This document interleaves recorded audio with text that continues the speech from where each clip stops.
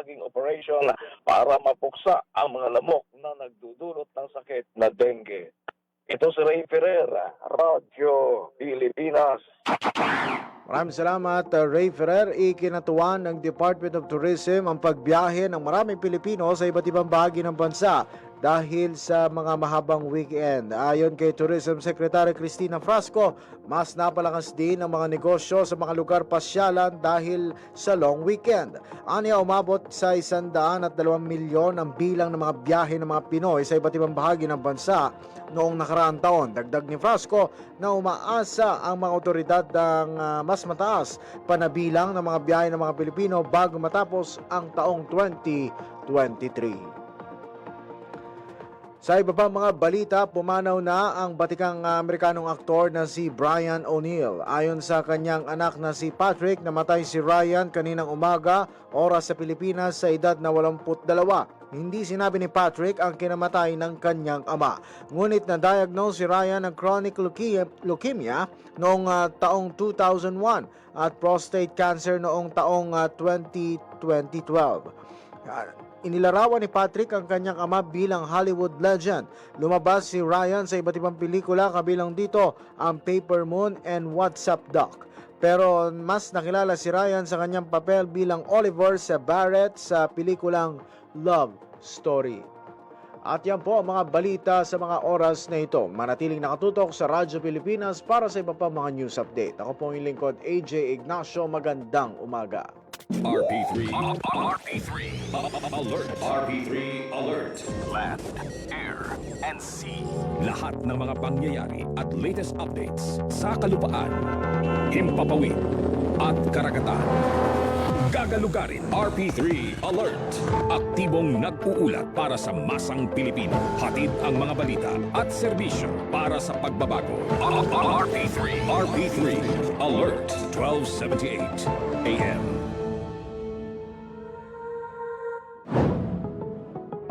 Kayo ay sumusubaybay sa Makabata Teleradyo. Basta bata, tayo ang bahala. Ang programang ito ay tumatalakay sa mga karapatan at usapin ng mga bata. At narito ang ating host. Isang makabatang umaga po sa ating lahat. Philippine Standard Time is 10:02 AM. Magandang umaga ho ulit sa lahat po ng sumusubaybay at nakikinig sa atin sa araw na ito, December 9, 2023.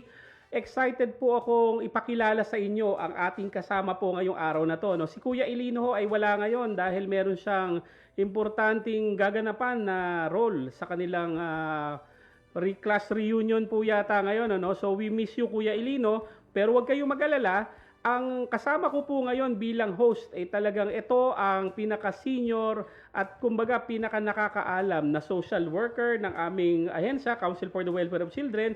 Siya ay currently Planning Officer 3 at Officer in Charge ng Makabata Helpline. Gusto ko pong ipakilala sa inyo si Ma'am Maria Erlinda Aguila or Ate Lee ng Council for the Welfare of Children. Ate Lee, magandang umaga po. Isang makabatang umaga, Kuya Jello, no? Isang makabatang umaga po sa lahat ng ating mga tagapakinig at sumusubaybay sa ating Makabata Teleradyo. Oho. Mga kababayan, mga nakikinig at na sumusubaybay po sa atin sa mga Facebook pages ng Makabata Helpline or ng Council for the Welfare of Children. Very excited ho kami sa topic natin ngayong araw na to, no? Of course, this is our third episode at ang tatalakayin po namin ngayong araw na ito ay yung bagong paraan ng pag-aampon kasi po may bago tayong batas na ito po ipinasa ng ating pamahalaan noong January 2022 lang. Ito yung RA 11642 or the Domestic Administrative Adoption Law na tinatawag. So, pag-uusapan namin yan ni Ma'am Lee ngayong araw na to at of course, meron tayong surprise guest mamaya.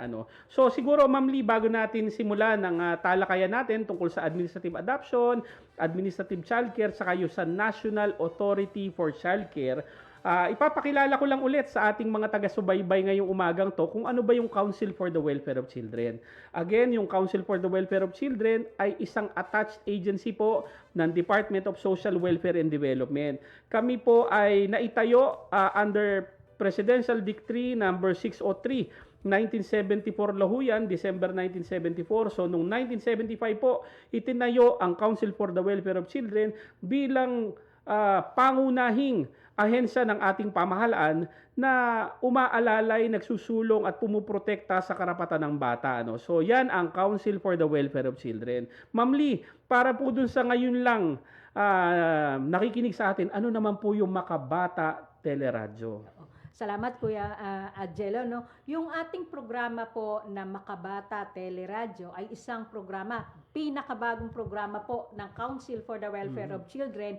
Kasama po natin ang Radyo Pilipinas. Ang main purpose po natin dito, makapagbigay po tayo ng impormasyon tungkol sa usapin o yung mga issue na dapat nating talakayin para po dun sa mga bata. Siyempre, dapat kasama din po natin yung ating mga kabataan. Oh, napakaganda, Ate Lee, ano? Alam nyo, itong Makabata Teleradyo ay ang unang radio program ng Council for the Welfare of Children. Katulad nga nung sinabi ng ating kakamping si Kuya Ilino noong mga nakaraang episodes, ito ay first episode in 48 years. Anyway, ang Council for the Welfare of Children, ngayong taon na to ay magdiriwang ng ating 49th anniversary. So, alam nyo po ay very excited tayo, no? Dito sa 49 years, and of course inaabangan natin yung 50th year natin, ano. Sana naman mas maganda pa ang maging serbisyo na nailalapat at naibibigay ng Council for the Welfare of Children sa mga bata. Ma'am Lee, eto may bago tayong segment for this episode, ano, episode 3. Ito yung tinatawag nating Balitang Bata with Ate Lee. So ano po ba ang laman ng ating Balitang Bata sa episode na ito? Nako Kuya Jello, yung laman ng ating balita ngayon ay tungkol naman sa Makabata Helpline 1383. So para po sa kaalaman ng lahat, ang Makabata Helpline 1383 ay isa rin pong programa ng Council for the Welfare of Children para naman po tumugon doon sa mga pangangailangan, sa mga tanong o sa mga iba pang serbisyo na kinakailangan ng ating mga kababayan, ng ating mga tagapakinig or even ng ating mga bata para matulungan po natin sila na mailapit doon sa mga serbisyong kinakailangan nila. So for now po, bibigyan lang po namin kayo ng konting statistics, no? Simula po noong November 2022 hanggang nung nakaraang October 2023, meron na pong na-receive na report ang Makabata Helpline 1383 na 250 reports. Of course, yung mga reports po na ito ay iba-iba, no? Merong mga tanong tungkol sa mga pagsuporta sa ating mga kabataan. Meron pong mga nagtatanong ano yung mga dapat nilang gawin sa mga sitwasyon na mayroon sila. Meron din pong mga nagre-report ng mga pang-aabuso. Meron pong mga nagtatanong ano pa yung ibang po pwedeng itulong ng ating pamahalaan o ng ibang organisasyon para po mapabuti po yung ating mga kabataan. Ito po ay pagkikipagtulungan ng pamahalaan, of course, ng CWC and other partners po natin sa government offices, pero hindi lang po ito government. Yes, pero tama. may mga kasama po tayong mga civil service, civil society organizations. So nakikipag-partner po tayo para mas mabigyan po natin ng agarang serbisyo yung ating pong mga callers o yung mga tumatawag po sa atin at lumalapit po sa Ate Lee, opisina natin. Tama, napakagandang project nitong Makabata Helpline na 1383 na binabanggit ho natin, ano. Etong Makabata Helpline 1383, pati ba yung mga tanong tungkol sa adoption pwede ring itawag diyan? Ay, opo, Kuya Jello. Pwede nating sagutin, no, yung mga tanong tungkol sa adoption o yung iba pang mga issue tungkol sa usapin na yan.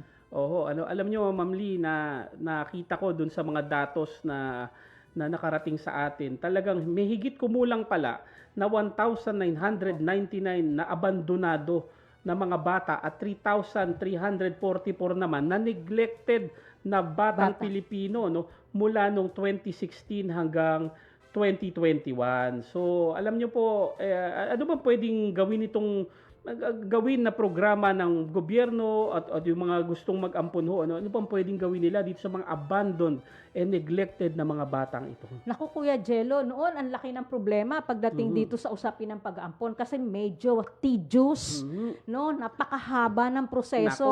Naku, talaga naman medyo nakakainip na proseso lalong-lalo na doon sa mga pamilya o doon sa mga mag-asawa na gustong mag-ampon ng mga bata kasi napakahaba. Pero ngayon, base po doon sa pag-uusapan natin mamaya. Umiksi Oo. na po, no, yung ating mga proseso na pinagdadaanan pagdating sa pag-aampon. Hindi ko po ipipreempt yung pag-uusapan Oo, natin, pero maganda yan. magandang balita po yan para sa ating lahat. Alam nyo mga kababayan, yung sinasabi ni Ma'am Lee, yung judicial adoption, yan kasi ang naging rule bago itong batas Opo. na lumikha sa National Authority for Child Care. Ang judicial adoption po, of course, understandable. Sa napakaraming kaso ho sa ating mga hukuman, talagang tumatagal ang proseso.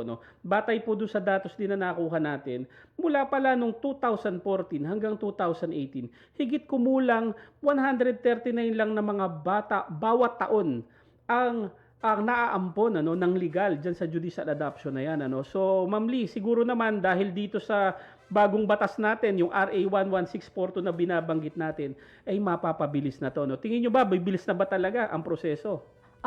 Alam ko po, mapapabilis na po yan dahil yan po yung main reason, kaya po tayo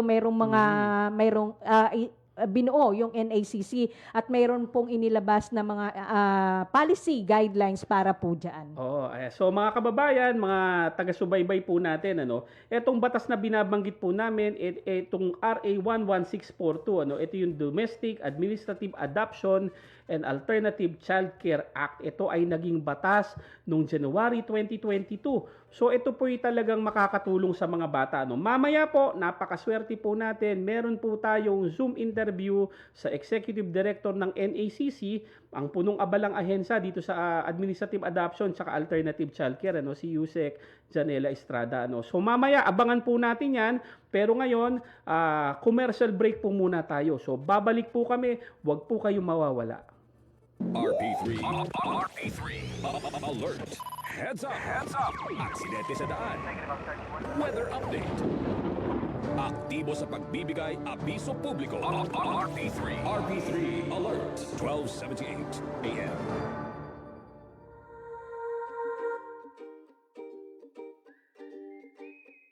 Basta bata, kami po ang bahala.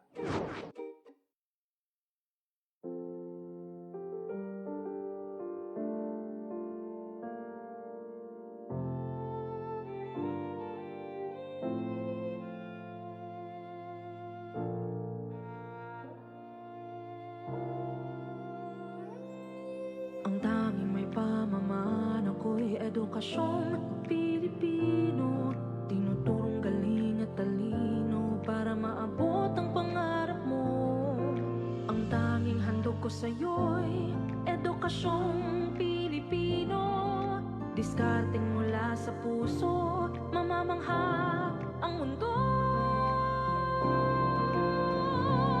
Matatag na mga guro, matatag sa mga pagsubok, matatag na mga mag-aaral, matatag na talino'y umiiral. Hinaharap ang hirap, walang takot sumugod, humahanap ng solusyon, ipaglaban ang edukasyon. Kabataang Pilipino, Muslim o Kristiyano, lahat ng paniniwala, lahat ng katutubo, may kapansanan, iba man kasarian.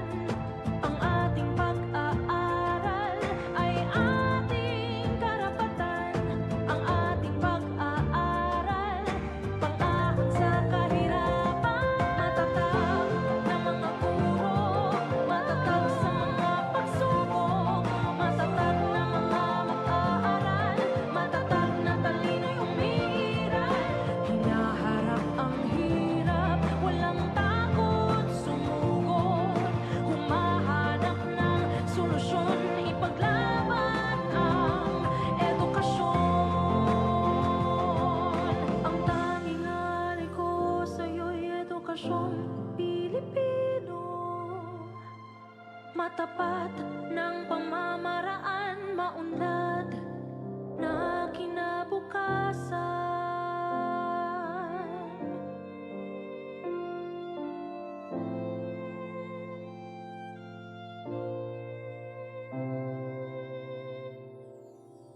Department of Education, Bansang Makabata, Batang Makabansa.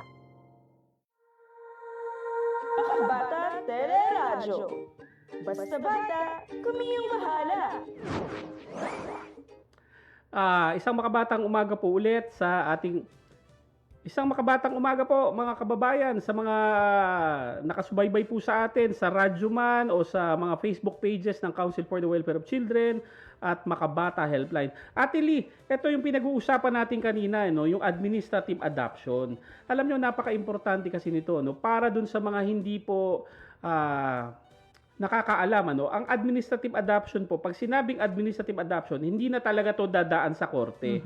Parang alam ko, nung unang panahon, ay talagang ang dami-dami, hindi mo alam kung saan opisina ka pupunta, mahaba ang proseso, kailangan ng abogado, tsaka magastos. Ano? Pero ngayon, dahil nga dito sa bago nating batas, ang proseso ay simple na, hindi na to magastos at minsan nga talagang hindi na nga kailangan ng abogado dito kasi sa totoo lang, itong prosesong to ay talagang kaya ng ordinaryong tao, no? Siguro, ang gusto ko lang sabihin din, Ma'am Lee, dito, ang adoption parang hindi na lang para sa may pera, di ba? Hindi na kasi komplikado to, no?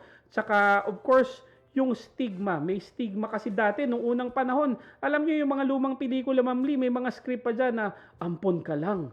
Sinasabihan yung mga batang ampun ka lang.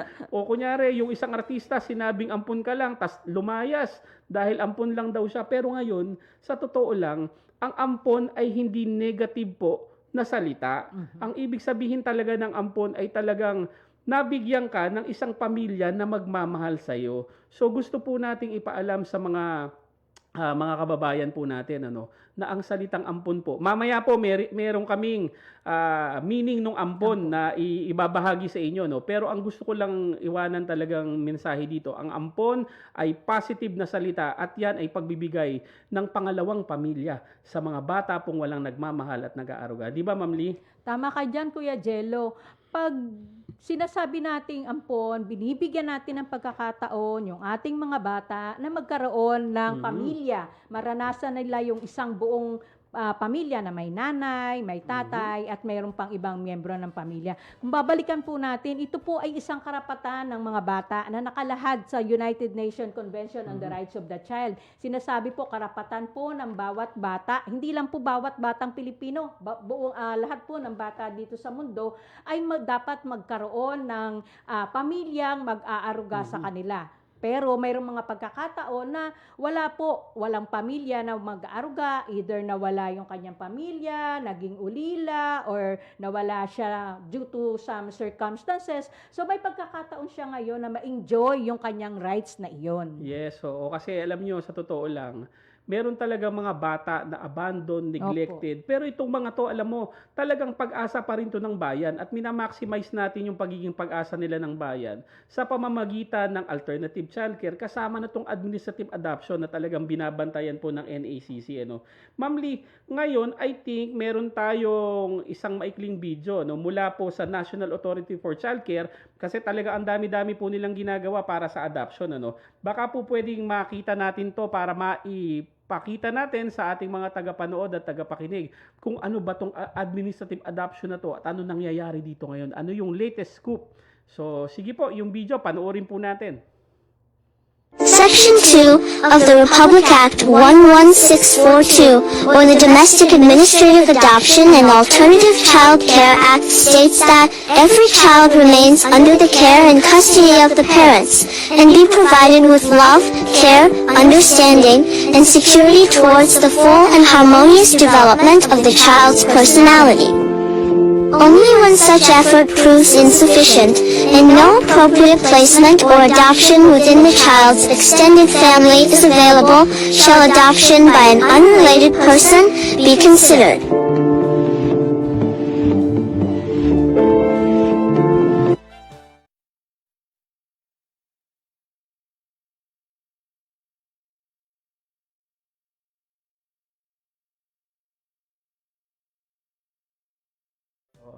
So nakita po natin yung video na pinadala ng National Authority for Childcare.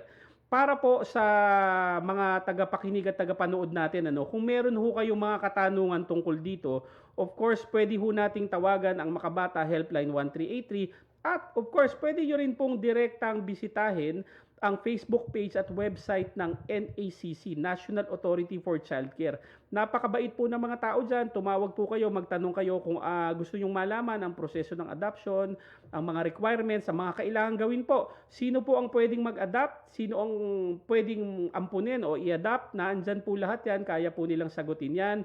Yung mga nakapaloob po sa batas natin. At yung mga programang ginagawa po nila ngayon, napakabilis po niyan. So talagang yan ay talagang pwede nating malaman tungkol sa kanila, di ba, Ma'am Lee? Opo, tama ka po dyan, Kuya Jello, no? Isang malaking bagay po yan para doon sa ating mga kababayan na open yung communication sa NACC. Oo. Eto, ang gagawin natin, mamaya kasi may sinasabi tayong interview natin doon sa ating special guest, So, siguro bago natin pag-usapan lahat yan, baka kailangan nating pumunta muna sa commercial break. Tama po ba? Of course, marami pa tayong gustong sabihin. Marami tayong mga babatiin po dito, mga kakampi po natin mula sa regional offices natin. So, babalikan po namin kayo. Kailangan lang po namin pumunta sa isang commercial break. Pero yung interview na sinasabi po namin ni Ate Lee kay Yusek Janela Ejercito Estrada or Ate Jel ng NACC, malapit nyo na po mapanood yan. Babalik po kami. RP3 Alert. Heads up. Aksidente sa daan. Weather update. Aktibo sa pagbibigay abiso publiko. RP3 Alert. 12:78 AM.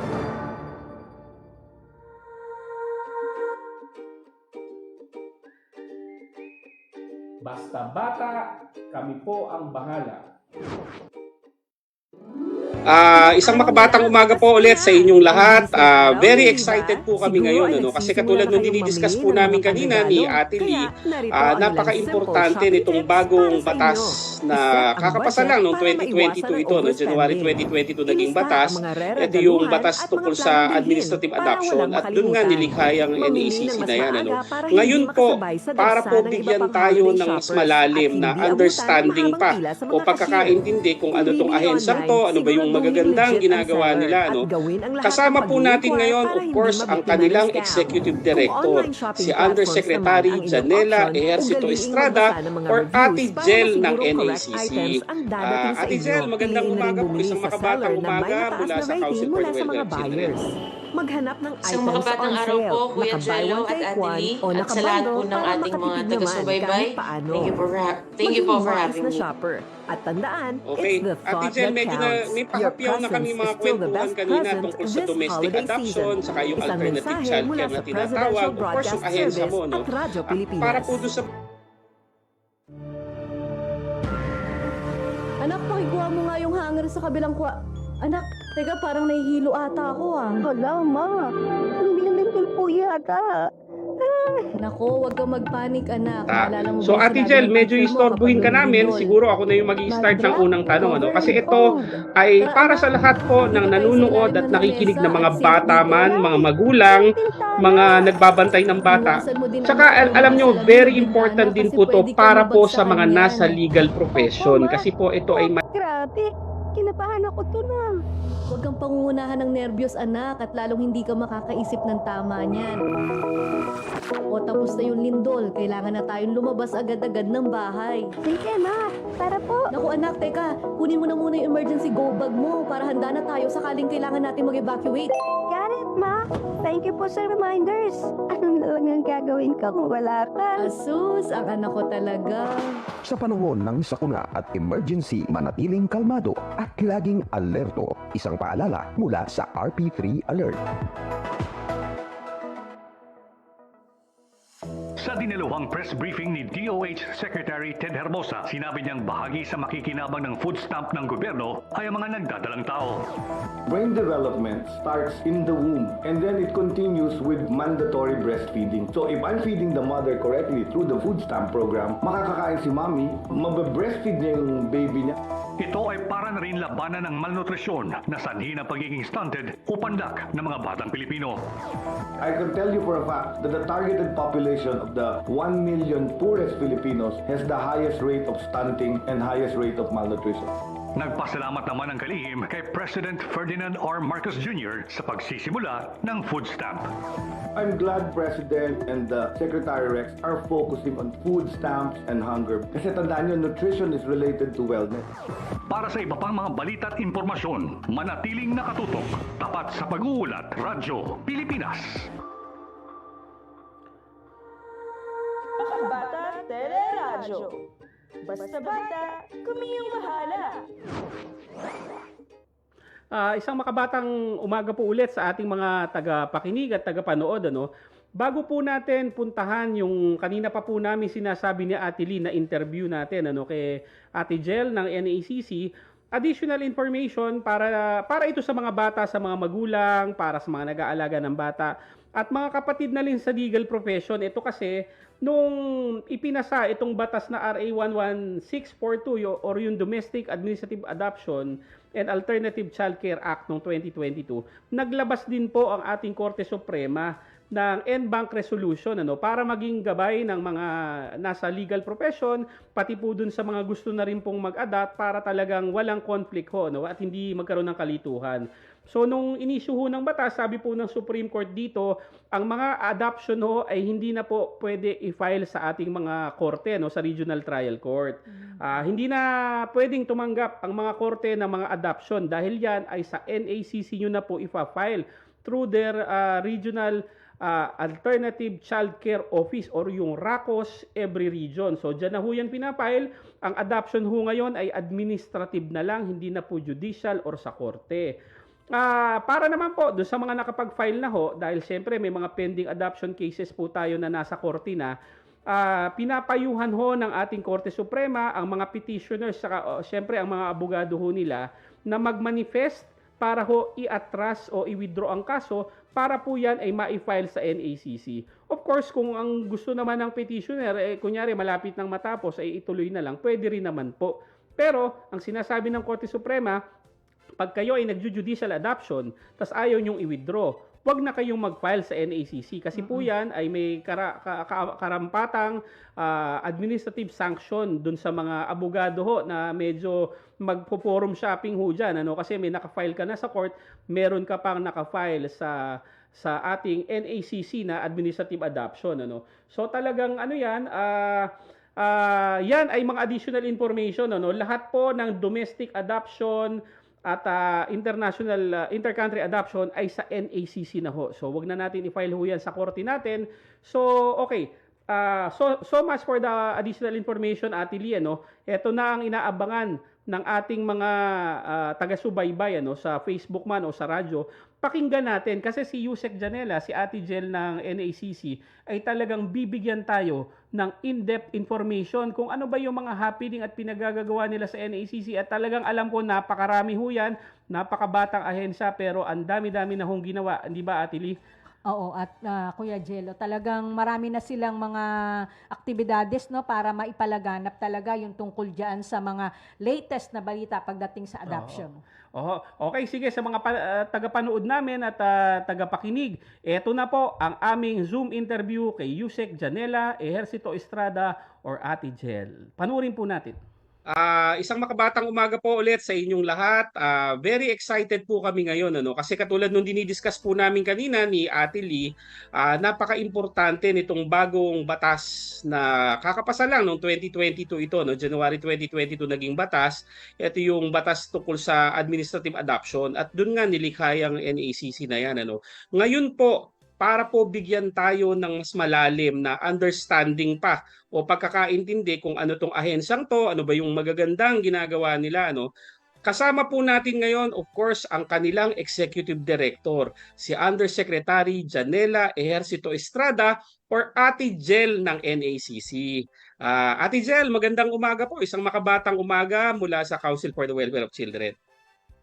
Isang makabatang araw po, Kuya Jello at Ate Lee, at sa lahat po ng ating mga taga-subaybay. Thank you po for having me.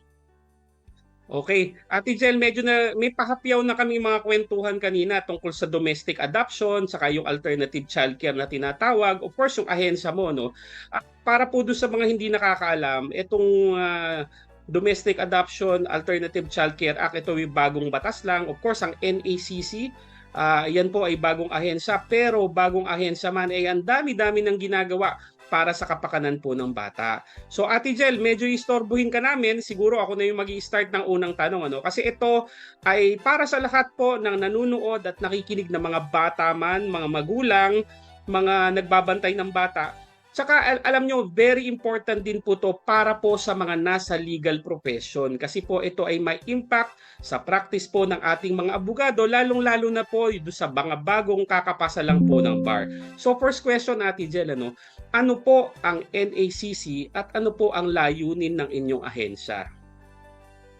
Ang National Authority for Childcare po ay nabuo sa pagpasa ng RA 11642 or yung Domestic Administrative Adoption and Alternative Childcare Act.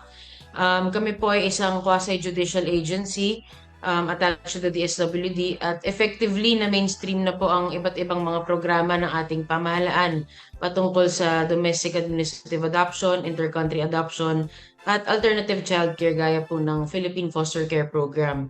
And we implement the administrative adoption process, both domestic and international.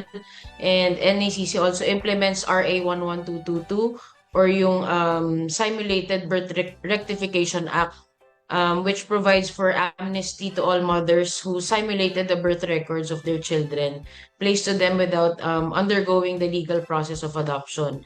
And we also work closely with child caring agencies, child placing agencies, or yung mga social welfare development agencies, or mas kilala po ng ating mga kababayan, yung mga orphanage po. Yes. We work together with them in the processing of children who are for reunification to biological families or for adoption or foster care. And we also take part in the implementation of RA 11767 or yung Foundling Recognition and Protection Law. Of course, to ensure that they are accorded or granted with natural-born Filipino status that allows them to enjoy all the rights and privileges of a Filipino citizen. And yung NACC po, as a national authority, works hand-in-hand with our regional alternative childcare offices or yung mga RACOs po na tinatawag po namin. Sila po yung aming mga frontliners at syempre nasa kanila po yung bulko ng trabaho sa adoption and alternative childcare process. At sila rin po yung nakikipag-coordinate sa ating pong mga LSWDO, sa mga LGU. At yun po.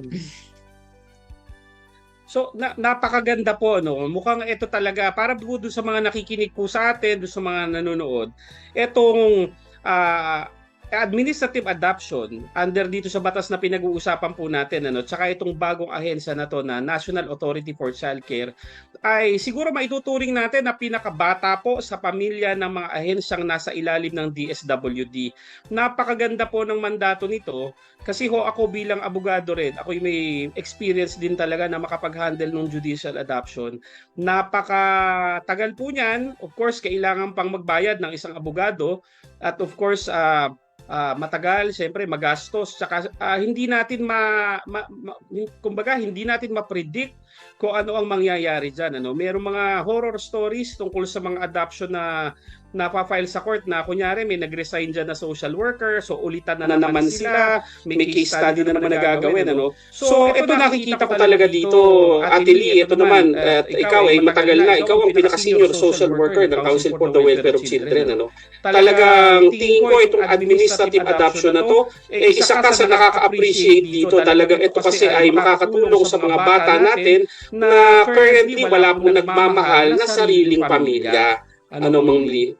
Actually, Edijelo, tama po kayo dyan. Isang malaking bagay po yung pagpasa ng batas na ito. Imagine, pinagsama-sama yung ilang batas para maproteksyonan at mabigyan ng tama at kaukulang pag-aruga yung ating mga bata. Kasi meron na tayong alternative parental care na ibinibigay sa kanila. So, hindi na sila mag-isip saan ako titira, sino yung mag-aalaga sa akin. So, by this law, napupulpil po natin yung karapatan ng ating mga bata. bata. For social workers like me, isang malaking bagay po yun kasi hindi na rin po kami mangangapa kung saang agency, kanino ka agency pupunta. Kasi dati, ilan yung pupuntahan mo? Iba yung mag-aasikaso ng adoption, iba yung mag-aasikaso ng foster care.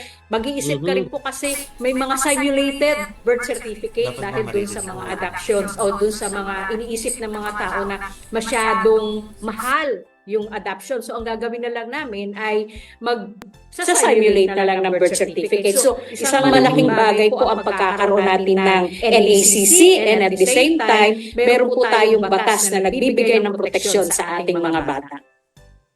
Okay, napakaganda niyan, ano? So, meron ba kayong question kay Ate Jel tungkol dito sa bagong pinagagagawa nila dito sa magagandang pinagagagawa, of course, sa NACC?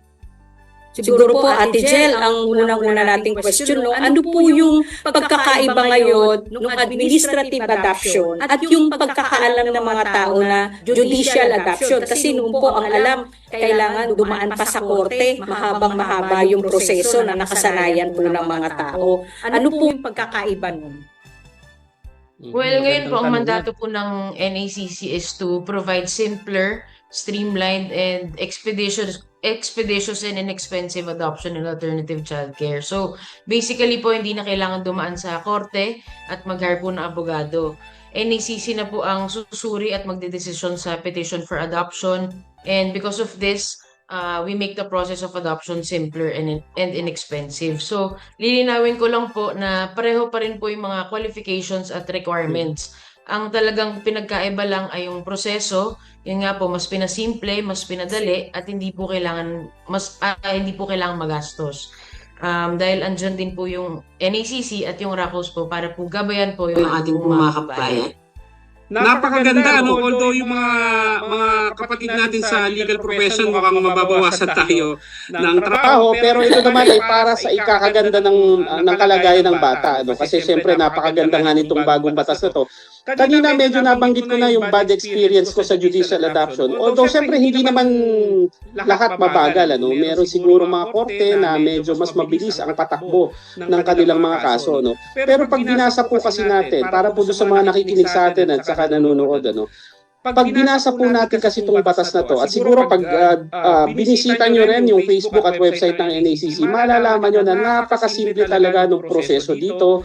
Kumbaga parang one-stop shop agency ang NACC. Ano? Ganyan talaga nangyari dyan. Kaya ang layunin yan, of course, is pabilisin at pasimplihin nga yung adoption. Ano? So yun, siguro magte-take off ako dyan sa susunod ko namang tanong. Ano? Ate Jel, gaano katagal na ba ang tinatakbo ng administrative adoption at ito'y kumpara dun sa judicial adoption, ano? At of course, ang gustong malaman ng mga taga-subaybay natin, ilan na ba ang ganitong klaseng adoption ang naaprubahan ng NACC? Sige po. Kung kumpleto po yung mga requirements o yung mga documents na kinakailangan po at wala pong maging problema sa petition o requirements, it usually takes 6 to 9 months. 6 to 9 months na lang po from the time that the petition for adoption with complete documentation has been received. So dati po kasi inaabot po ng at least 5 to 7 years. Yung po ang nababalitaan ko po dahil nagtatagal nga daw po sa korte. So ngayon po, as of November 30 this year, we have acted upon 433 petitions for CDCLAA. Domestically, 139 orders of adoption po were issued. And for intercountry naman, 99 children were entrusted to foreign adoptive parents. And 109 naman po yung adoption decrees na nag-grant po natin sa mga intercountry adoptees natin. So we have a total of 1,493 children placed under various alternative childcare programs, including po yung foster care. Jel, ito Ate Lia, no? Datos na binabanggit ni Ate Jel, ano? Dati sa judicial adoption, nasa 80 to 100 lang ang adoption decrease every year. Pero ngayon, ang binibilang lang ng NACC dito is from November 30 this year, ano, 2023 ba ito, Yusek Jel, Ate Jel, o November 2022? From January to November 30, 2023. Okay. Pero ito ay napakalaking numero na tinitingnan natin. 443 petitions for CDCLAA, 139 orders of adoption domestically at 99 naman entrusted to foreign adopted parents at 109 adoption decrees. So napakalaking talo na to mula do sa nakasanayan nating mga datos So para po sa ating mga nakikinig ito pong mga datos na to ay talagang readily verifiable, hindi po ito nagsisinungaling. Ibig sabihin kahit bagong panganak pa lang ang LACC, Ma'am Lee, di ba bagong panganak pa lang ay ang dami na nilang nagagawa Anyway, nabanggit ni Ate Jel kanina may natisod siyang isang salita na binanggit na kanina. Tama po. Foster care. Foster care. I'm sure interesado kayo dito bilang pinaka-senior social worker po natin. Oo. Na-curious akong bigla, Ate Jello, doon sa nabanggit kanina ni Ate Jel na foster care. Although mayroon na akong mga naririnig at nababalitaan tungkol sa foster care, mas maganda po may paliwanag po ni Ate Jel kung ano po yung foster care para malinawan din po yung ating mga nanonood at ang ating mga tagapakinig.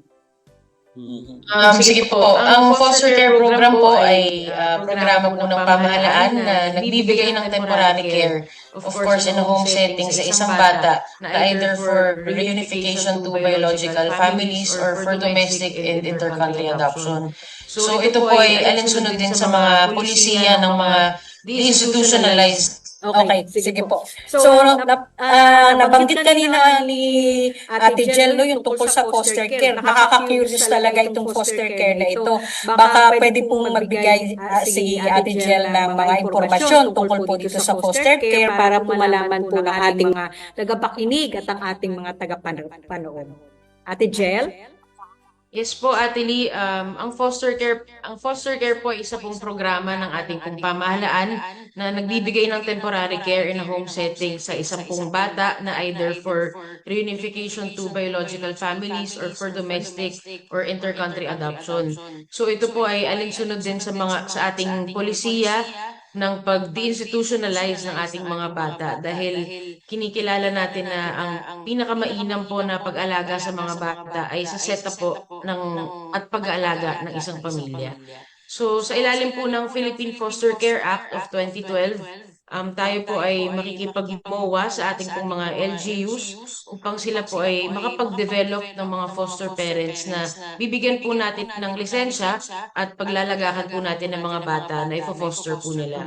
So kami po sa NACC, kami po ay nagbibigay po ng subsidy in the amount of 8,000 to 10,000 pesos para po sa mga pangangailangan ng ating pong mga foster children. At magde-develop rin po tayo ng mga foster parents na kayang mag-alaga ng ating mga bata na may mild to moderate special needs. At yung pong mga batang 13 years old and above, yung hindi na po natin pwedeng maipaampon at tuturuan natin ng life skills at ihahanda po natin sa ating programa ng independent living or aging out children. At para kung hindi man po sila maipaampon ay naiparanas naman po natin sa kanila yung pag-aalaga at pagmamahal po ng isang foster family kahit temporary lang bago po pakawalan ng gobyerno dahil po sila po ay 18 na. So in that way, they themselves will be able to break the cycle of neglect and abandonment when it is time for them to build their own families. Napakagandang programa to, Ate Jello. Opo. Oo nga, napakaganda, Ma'am Lee, ito ang na-pick up ko dito sa mga sinabi ni Ate Jel, na gusto kong i-emphasize sa mga taga-subaybay po natin. Ang foster care po, of course, ang NACC din, National Authority for Child Care, ang namamahala nitong foster care na to. Ito po ay temporary lamang, 6 months lang to, pero ito ay nare-renew.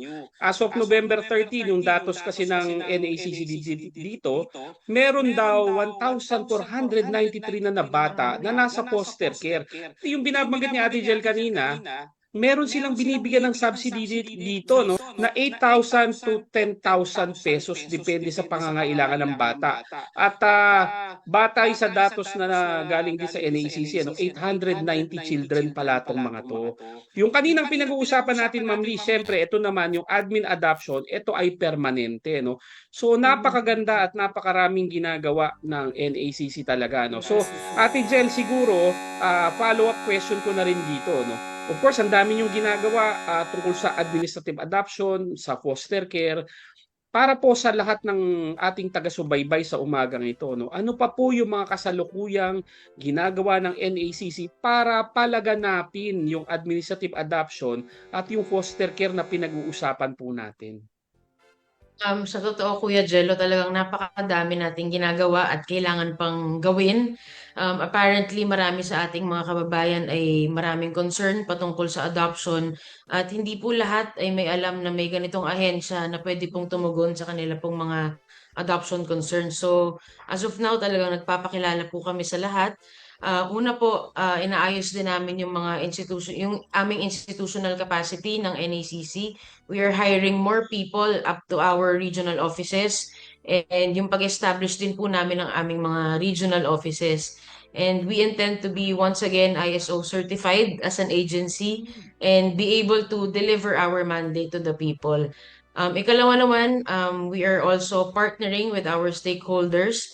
Siyempre, yung iba't ibang ahensya din po ng gobyerno, gaya ng DSWD, DILG, PSA, yung ating mga LSWDOs, at of course, kayo po dyan sa CWC, at lahat po ng mga ahensya ng gobyerno na may kinalaman po sa bata. And isa pa po, mas pinapalakas din namin yung aming social media. Lahat po ng aming impormasyon ay nasa aming website, Facebook, Instagram, YouTube at TikTok. At natutuwa din kami, Kuya Jello at Ate Lee, dahil meron po tayong mga pribadong individual na talagang sumusuporta. Meron po tayong mahigit na 50 na NACC ambassadors para po tumulong sa atin, ipaabot sa ating mga kababayan ang kahalagahan ng legal na proseso ng adoption, of course, ng foster care din at ng iba pang programa ng ating pamahalaan para po sa mga bata. So ito pong mga NACC ambassadors po namin ay mga kilalang personalidad, mga artists, mga advocates of adoption and alternative childcare. Opo, alam nyo, Ma'am Lee, itong NACC talaga, bunsong ahensya, kapatid natin sa ilalim ng Department of Social Welfare of Development. Pero parang, kasi ang Council for the Welfare of Children ay 1975 pa. Tayo ay isang matandang kuya, kumbaga, o ate ng NACC. Pero nakakagalak marinig na ang NACC, of course, sa pamumuno ng ating kaibigan na si Ate Janela, Ate Jel ng NACC, talagang ang layunan na narating nito, no. Nabanggit ni Ate Jel kanina, no, ito ay common na problema rin ng mga they are in the process of establishing the RACOS, mag-hire na mas marami pang tao. Imagine natin po kung ano pa ang magagawa ng NACC next year. So, Ate Lee, alam ko, busy-busy itong kaibigan natin at talagang ito'y napakasipag. Kahit weekend, ito'y nagtatrabaho. Baka may panghuli kang tanong sa ating kaibigan. Opo. Idijelo, ako natutuwa ako kasi meron silang identified na 50 ambassadors, no? Sana sa CWC meron din tayong mga ambassadors, no? Sa akin, napakalaking bagay na na-fulfill natin yung alternative parental care na kinakailangan ng ating mga bata, no, para ma-fulfill yung kanilang rights para dun sa pagkakaroon ng isang pamilya, yung pakiramdam na mayroong isang pamilya. Sa na lang po, huling mensahe na lang po, Attorney Ate Jel, para po dun sa ating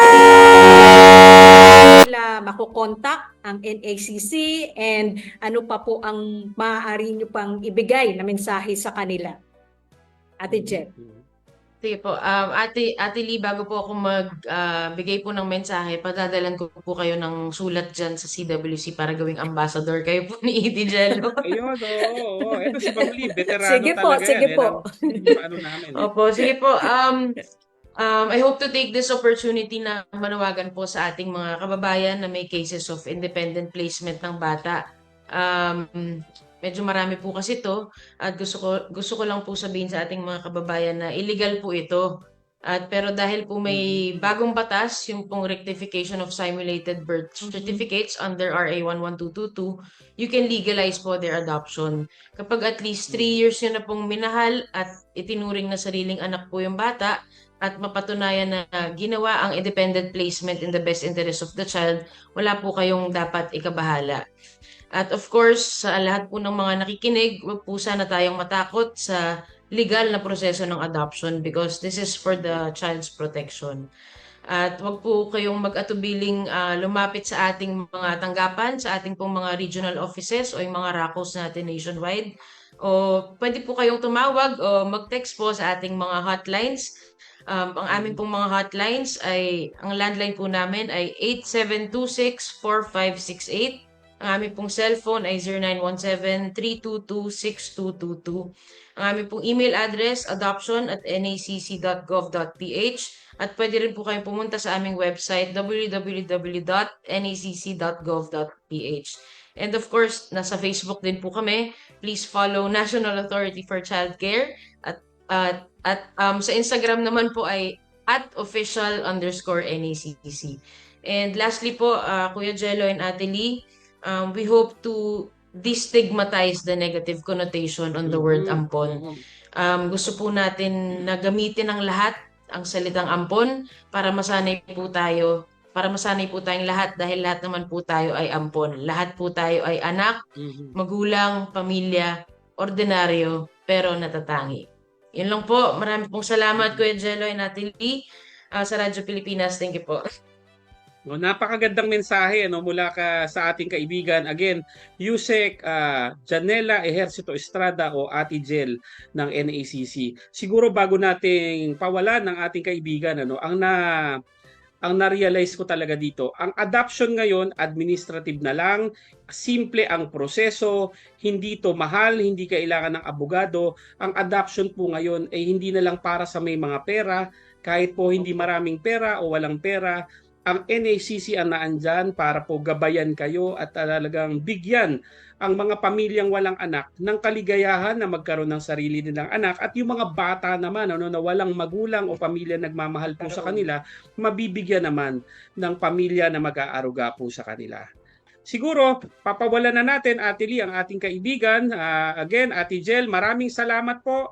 Yakap mula sa amin at sa Council for the Welfare of Children. Magandang umaga po. Maraming salamat po. Okay.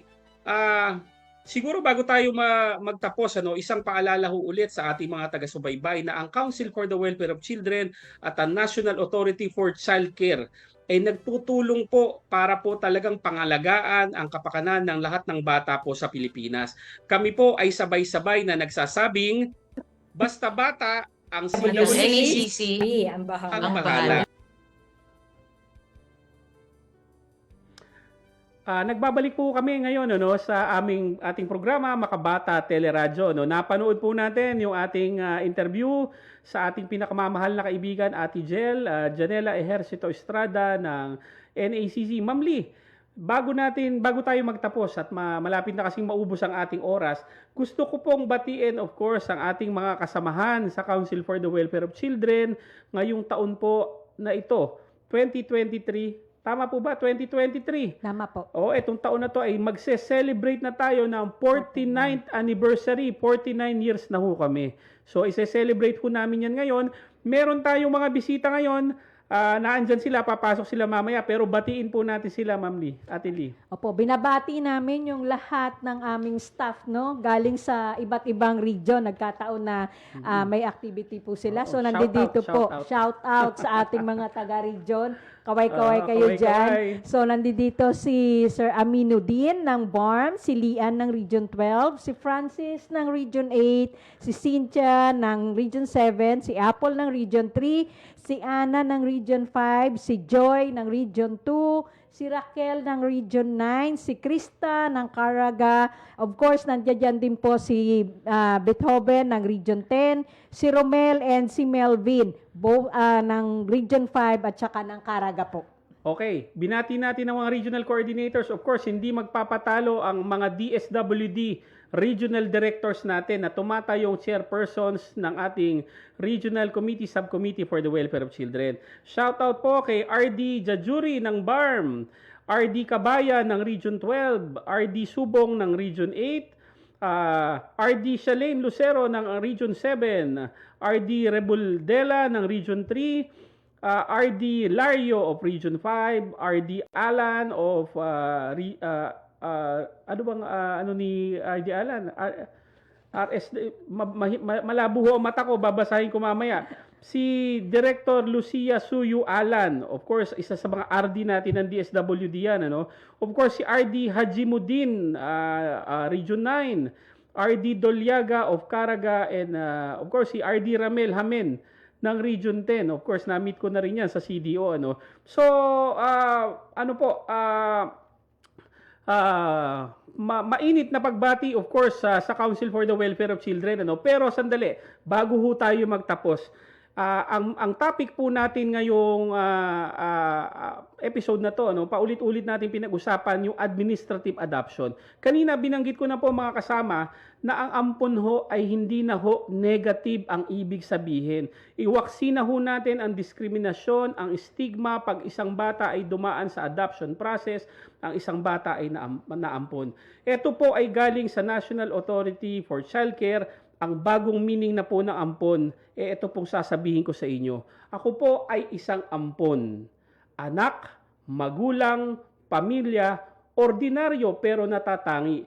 Proud ampon. Yan po ang bagong ibig sabihin po ng ampon. So siguro ho, Ma'am Lee, bago ho tayo magpaalam, imbitahin natin sa loob ang ating mga kakampi, ang aming mga regional coordinators from the different regions. Binati ni Ma'am Lee. Ano, pasok po kayo. Welcome to the Philippines. Sorry po. Welcome to Radyo Pilipinas Stress. Ayan, si Kuya Bitoy. Pasok, Kuya Bitoy. Oho, okay. Okay. Ma'am Ate Lee, mukhang naubusan na naman tayo ng oras. Pero pasalamat, nagpapasalamat po ako at naandito kayo ngayon. At of course, napakaganda nung naging discussion po natin. Ayan po ang ating makikisig at magagandang mga regional coordinator. Sayang, hindi nakarating yata yung iba at hindi nakasama ngayon, ano? Pero sa Council for the Welfare of Children, katulad po ng lagi naming sinasabi, sabay-sabay po nating sabihin, basta bata, kami ang bahala. Maraming salamat po. Maraming salamat po sa lahat. Happy weekend sa lahat. Thank you po. Thank you. RP3. Isang magbatang umaga po ulit sa inyong lahat.